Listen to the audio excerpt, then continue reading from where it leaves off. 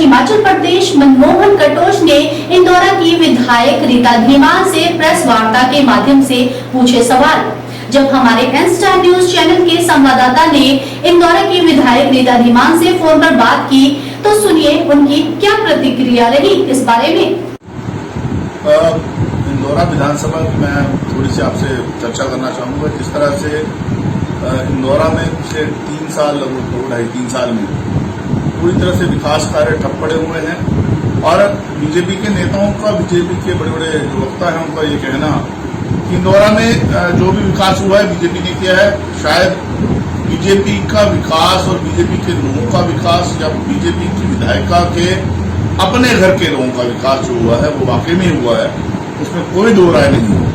अगर कांग्रेस की तरफ उंगली उठा के वो ये बोलते हैं कि कांग्रेस पार्टी ने इंदौरा में कुछ नहीं किया, तो मैं उनके नॉलेज के लिए बताना चाहूंगा कि जिन स्कूलों में वो पढ़े, जिस कॉलेज में वो पढ़े और जिस तहसील में उनको काम पड़ता है, जिस हॉस्पिटल में उनको जाना पड़ता है, जिस सब जज कोर्ट में उनके केसेस की हियरिंग होती है, वो सारे के सारे कांग्रेस की दे रही है। और इस क्षेत्र में जो डेवलपमेंट के बड़े बड़े काम हुए वो कांग्रेस के विधायकों ने किए हैं।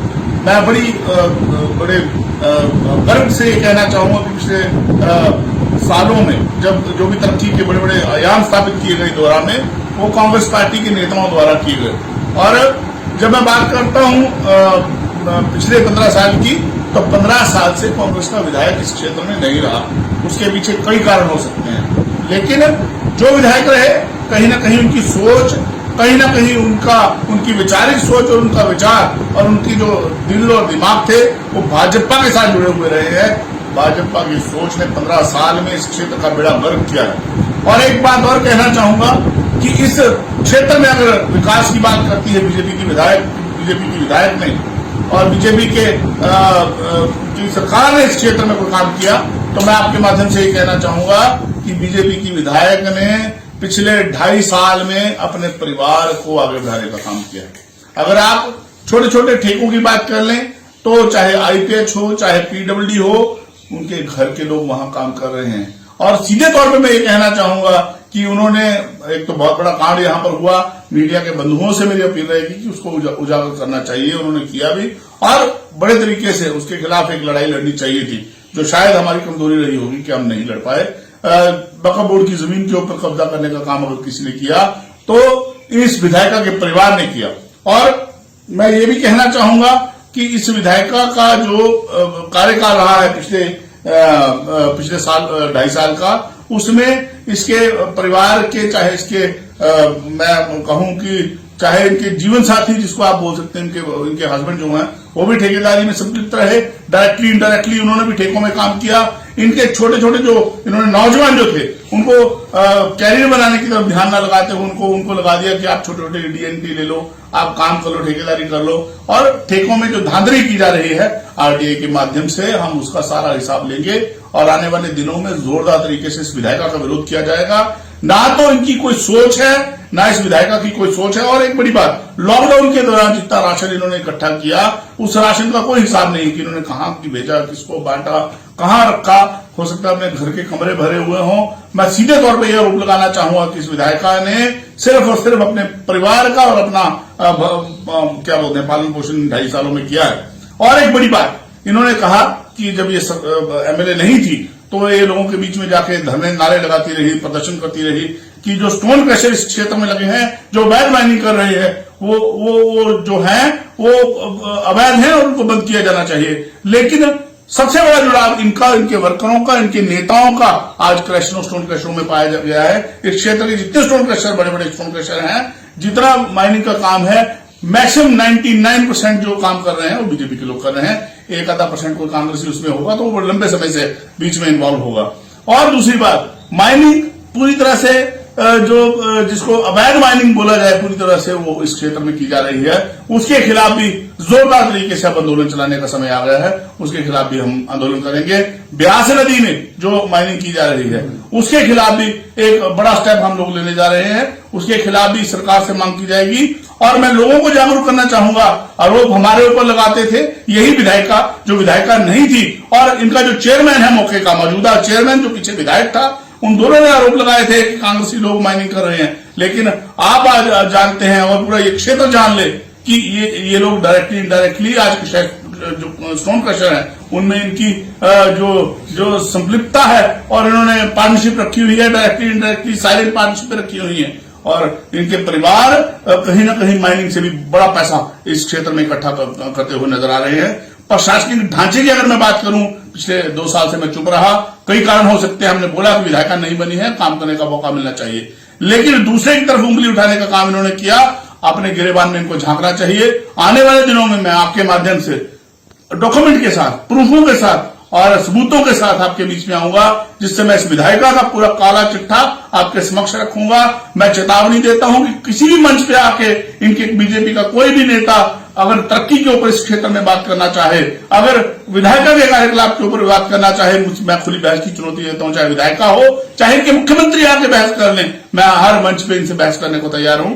और जो तरक्की की ये बार बार लांछन लगाते हैं, चाहे वो फेसबुक हो चाहे व्हाट्सएप हो, कि जो भी कार्य यहां हो रहे हैं, अभी इनको बोल दिया सड़कों की रानी, मुझे समझ नहीं आती सड़कों की रानी किसको कहा जाता है, ये भी थोड़े समझे।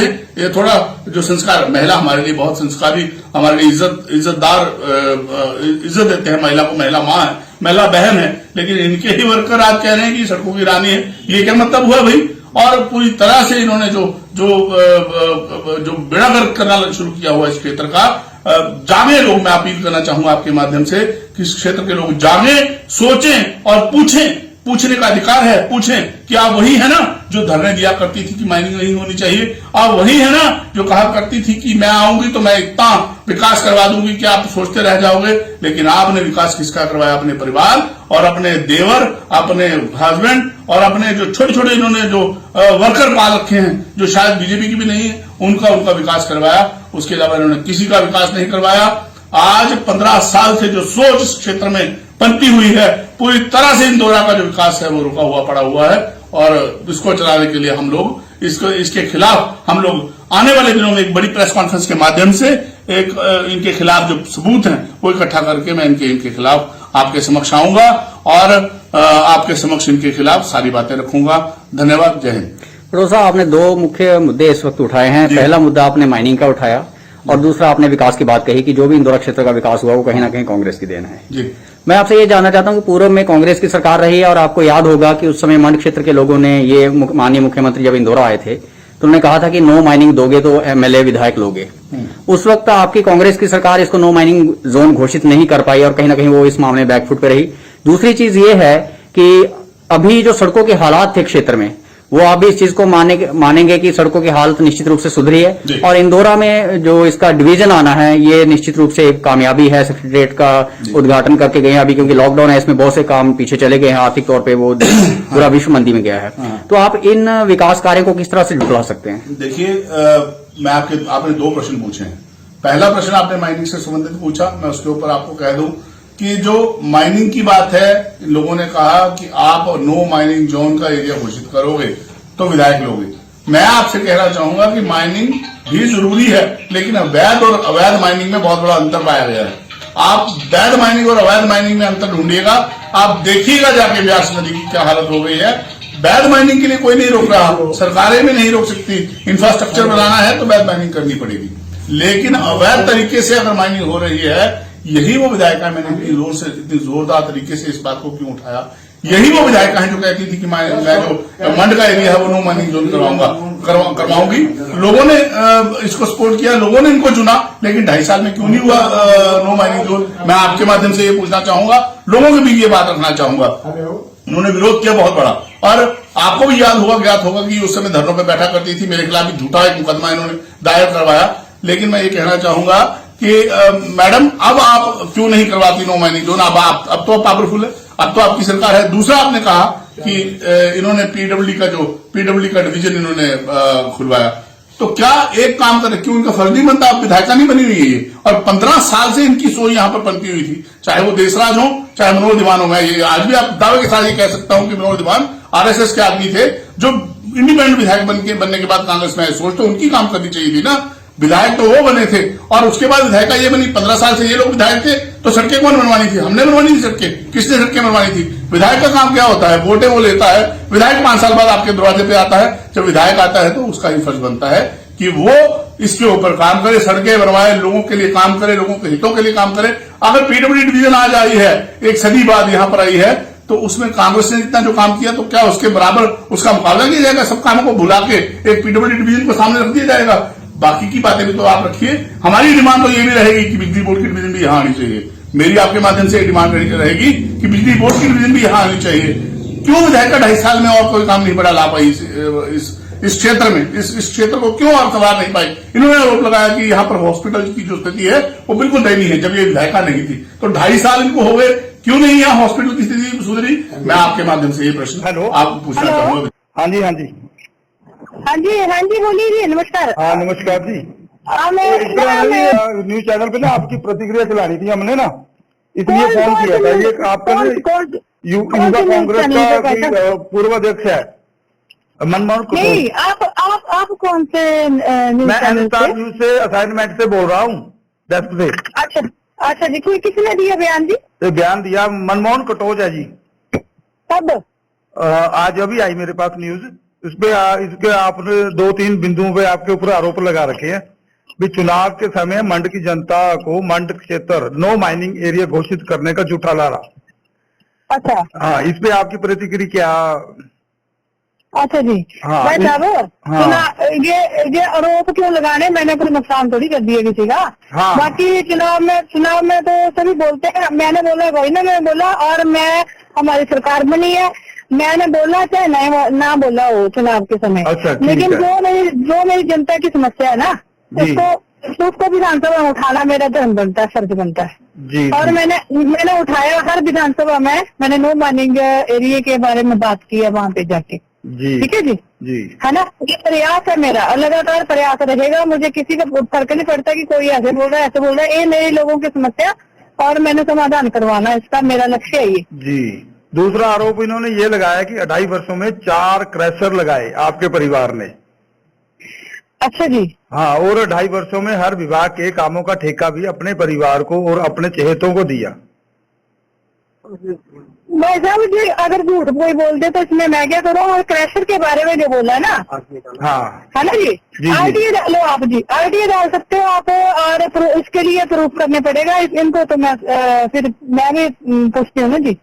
जी, जी। उन्होंने लिखा आरटीए के माध्यम से ना पूरे सबूतों के साथ इंदौरा विधानसभा के कामों की धांधली और घोटाले के करेंगे। वो सबूत मुझे भी चाहिए बोलना, और आगे भी दिखाओ सबको, पेपर में डालो प्रूफ। हाँ, हाँ, मैं ये आपकी प्रतिक्रिया लगा देता हूँ, आपके बयान लगा देता हूँ। आज ही बोलना, पेपर में डालो। अगर नहीं निकला कुछ तो फिर मैं भी आप फिर अगर कार्रवाई करूंगी अगली। हाँ, बिल्कुल बिल्कुल, आप जो बोलना चाहे आप उसको तो जवाब दो, हम आपका बयान चलाएंगे ना ये।